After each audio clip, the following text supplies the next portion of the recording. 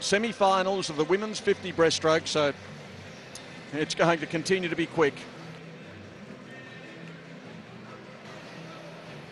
Zoe Baker of New Zealand, Tani White, Australia, Tara Kirk of the United States, Jan Schaefer.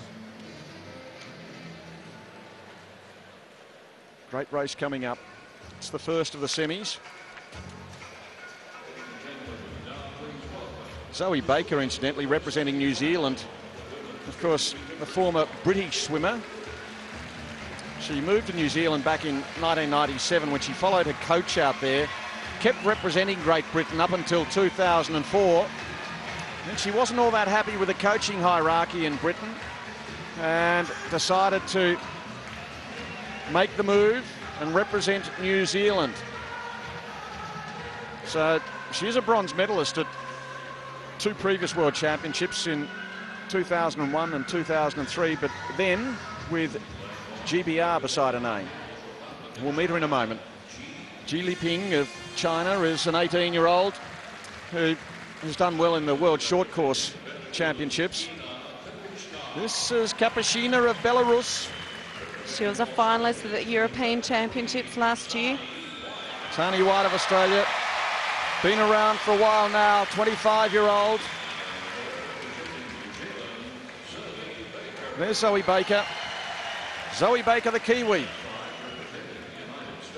Tara Kirk, silver medalist in the 100 breaststroke. The United States having a great night. Schaefer of Germany. She was a finalist in Montreal and at the European Championships. Mirna Jukic of Austria. She won the bronze medal in the 200 breast at the last World Championships in Montreal.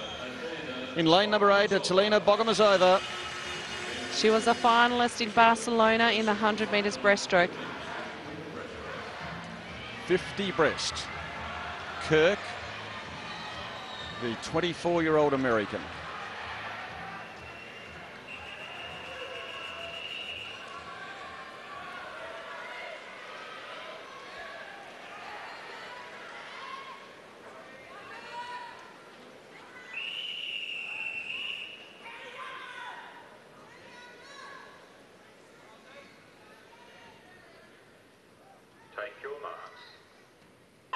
Oh dear. Well, they're off they go. Off they go. There's going to be a disqualification. So let's have a look at Baker in 4, Kirk in 5. I think it may have been Kapashina in 2 who got away. So Kapashina, I'm sure, will be disqualified, but let's keep an eye on the others. It must have been disconcerting for them.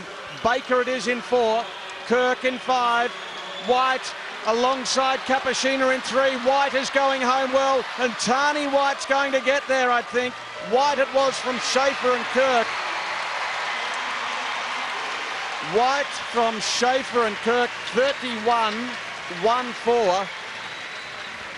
And you can't overstate the significance of what happened at the start. Kapashina alongside her in lane 2. There she goes. Now, what would that have done to all of the field, but particularly Ji Liping and Tani White? It would have absolutely shaken Tani White. I think she would have thought for a split second, did I miss the start? But you saw her with 25 metres to go absolutely regroup and come through and swim so strongly that second 25. Full credit to her, because it would really have thrown her. And also, well, all of them, out of the corner of their eyes. I'm sure the swimmers, not only White, but Baker, Kirk, Schaefer in 4, 5 and 6 could also have seen something happen. But Ji Liping in lane number 1 must also have suffered. White overcoming that in a magnificent way. 31-14, winning semi-final 1 from Schaefer. And Kirk, with, of course, Kapashina disqualified. The swimmer from Belarus. That's not the sort of thing we would normally see in a semi-final at the World Championships. Very unusual. Semi-final number 2, Liesl Jones of Australia is in 5. Jessica Hardy, the United States. They are certainly the 2 to watch out for. Liesl Jones not used to swimming 50s, though. She has been over recent times, but, of course, she does prefer the 100 and the 200.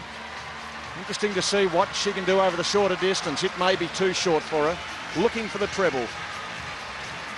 Lisa Jones's personal best time is 30.55, so saying it's shorter. The world record's 30.31, Yeah. so she's not too far off that. Well, you know, the winning time in the first semi was, what, 31.14, so... But she really did have to teach herself to swim fast. She was so used to being a 200 swimmer and being controlled. She's had to learn to swim at this speed. The 23-year-old Italian, Roberta Panara, in 1. The veteran from France, Anne Laparantillon. She was a semi-finalist in the 100 breaststroke. Edevik of Sweden, a 19-year-old. Now, Jessica Hardy, silver medalist in Montreal in lane number 4. Big roar here. She's won the 100. She's won the 200. Liesl Jones. Anna Klistanova of Ukraine. Klistanova was a bronze medalist in the 100 breaststroke. And Kate Haywood wants an early birthday present. She turns 20 tomorrow. She was a finalist in Montreal. She'll be looking to try and make that final. And Anne-Marie Gulbrandsen of Norway. Another semi-finalist in the 100 breaststroke.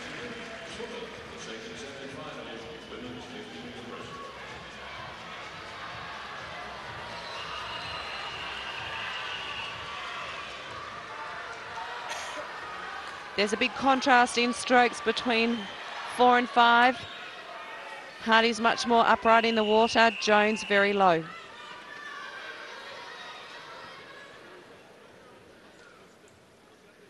Take your marks. Away semi-final 2. Hardy was off the blocks very quickly. The American in the black cap.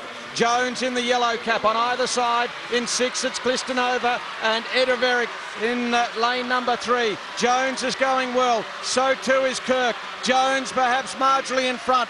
They are stroking at a different time. It's difficult to tell who is leading. Perhaps it's Kirk now. Kirk getting in front. Oh, Jones is starting to clear away. Jones it is. Kirk, stroke for stroke. It'll be on the touch. Jones from Kirk. Edevik in 3rd placing.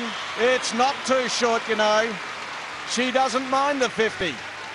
30.91, quicker than semi-final number 1 for Lethal Liesl. Looked like it took her a little bit of time just to get going into her stroke.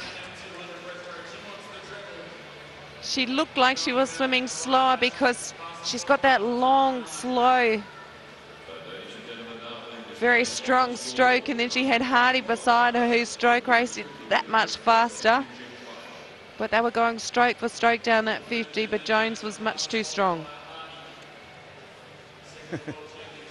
The thing about Jones in the 50, I think she was trying to plant a kiss then, and Tara Kirk actually looked the other way. The thing about Jones in the 50, though, it isn't her pet event, and she seems so much more relaxed as a person when she goes out there, when she finishes. It's a bit of a fun thing for her, and what a way to have fun. Winning semi-final number 2, Liesl Jones, 30.91 from Jessica Hardy and Rebecca Edevik. Haywood, Panara, Klistanova, Laparantillon and Gulbrandsen in that order.